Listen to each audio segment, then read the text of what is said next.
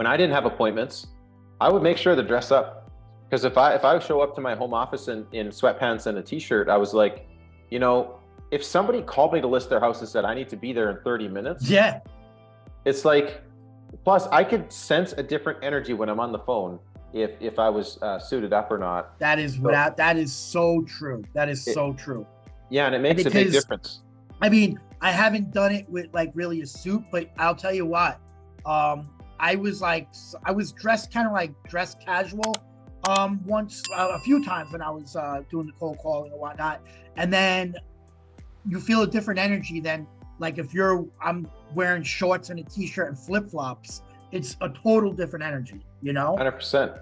Yep. 100%. And so, first note on this topic, by the way, is basically to have some targeting based on what your approach is. So for example, are you doing just listed and just sold, or are you just going up and down like wherever? So I'm doing like listed and just sold. Basically, I'm like, all right, I may be like, all right, I'm gonna look for something that just sold, and then I'll just literally set a boundary, or and just call that area. redX will just set it up, and just set everything. I called so many different areas, like in certain areas. So I call like my farming area, say, is like a few different towns. I mean, I can go all over the place, but I concentrate on a few different towns because I know the market, I know the area. But I kind of I called it a lot. So I'm going to start moving on different areas as well. I mean, because there's towns everywhere around New York. Here's a couple of things. So when you're making calls, you're always going to get what you're looking for. So if you're looking for prospects, you're going to get prospects. If you're looking for tire kickers, you're going to get tire kickers. If you're looking for hot, juicy, slam dunk leads for sellers, you're going to get those. If you're looking for first-time home buyers, you're going to get those. And so first of all is, what are you looking for? What's your definition of a lead? But at the same time, I think, and this is something, as you know, this is something Ricky Carruth talks about. He's an expert on cold calling. And so like he says, I'm looking to make 5 friends with property owners every single day. Why do you think that is? Well, the reason, it's not because he wants to do more cold calling. It's because he's trying to turn a cold call into a warm call as soon as possible. And then he wants to essentially add 5 people to his database every single day. And so if you take it with that approach, you can make a lot of money. The only catch of it is you adding 5 people to your database over the 30 days isn't going to help you sell a house this month. It's going to help it's going to help you build a huge avalanche of deals over the next few years. Yes. But the fact is that you're going to need great tools and great systems for follow-up.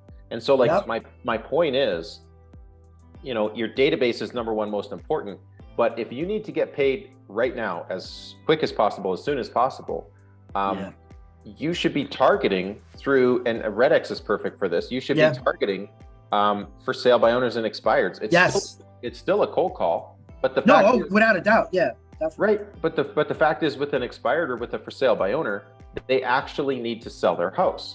So, with an expired, they had their house on the market, it didn't sell, and then with a for sale by owner, they put up a sign in their yard and said, "I need to sell my house." And so my point is, it's still a cold call. So I would say you could call up and down the street for that FSBO. You could door knock up and down that street. That's another reason why being suited up is great, because you could just go to the door, right? And then here's another one. If you're going to be cold calling, why not start with your neighbors? Suit up and then go around your neighborhood. You see these people. You already have some kind of a acquaintance type of relationship with these people. If you were to just stop by and be like, "Hey, I didn't know if you knew, but I'm a real estate agent. I just live right over here in the neighborhood. And if you ever need anything, let me know. Just wanted to introduce myself. Thank you. Great. Have a fantastic day." Have your script, work on your script. Exactly. But go about That's exactly what I got to work on.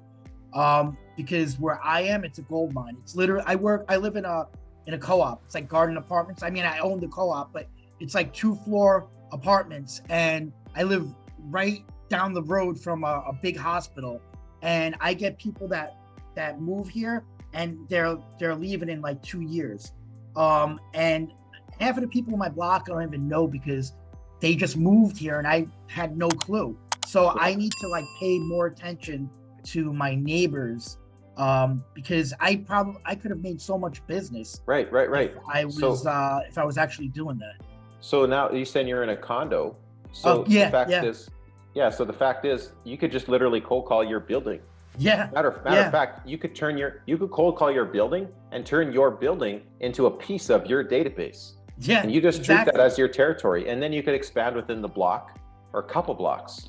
Yep. And so the point is in saying that is what you could also do is to partner that activity with additional activity is you could volunteer to be a part of the community association, or you could volunteer to be on the board for your building. Yes. So that's another great way to add depth to those relationships. And then you could even do, Christmas cards for the whole building that year. Yes. But that's just one way to be more intentional and more targeted, Definitely. as you go about kind of cold calling. Yep. Cold doors is another thing where I think it's important you go in person, to see these people, because sometimes it's a little bit easier to build rapport, build a relationship when you're seeing people, in person, and whatnot. And plus, as you go about, like, what you'll notice is that if you start driving around certain neighborhoods, you'll see a for sale by owner sign, right? Where they just bought a for sale by owner from Home Depot. Yeah. And they didn't even put it on Craigslist or anything. Yeah, there's one that I'm working on right now I'm trying to work on. Same exact thing. It's that sign that, like, looks like you got it from Home Depot. It's on his lawn. You can't even see the phone number. It's in marker. And perfect. It's, not on Zillow or anything.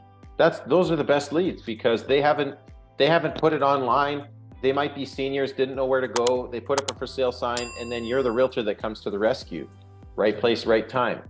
So those are the best leads. When you're out, you see that. Plus, you meet somebody on the street. Maybe you're going to a new neighborhood. You bump into a builder or plumber or somebody. You never know. Sometimes in a new neighborhood, you see somebody driving by slow. If you're dressed in a suit and you wave and you say, "Hey, can I help you with something?" They're like, "We're looking for 123 Main Street." And you're like, "Oh, are you guys shopping for a house?" "Yeah, we just wanted to drive by." Say, "Actually, I know where that house is. It's vacant. Do you want me to see if I can open the door and show it to you?"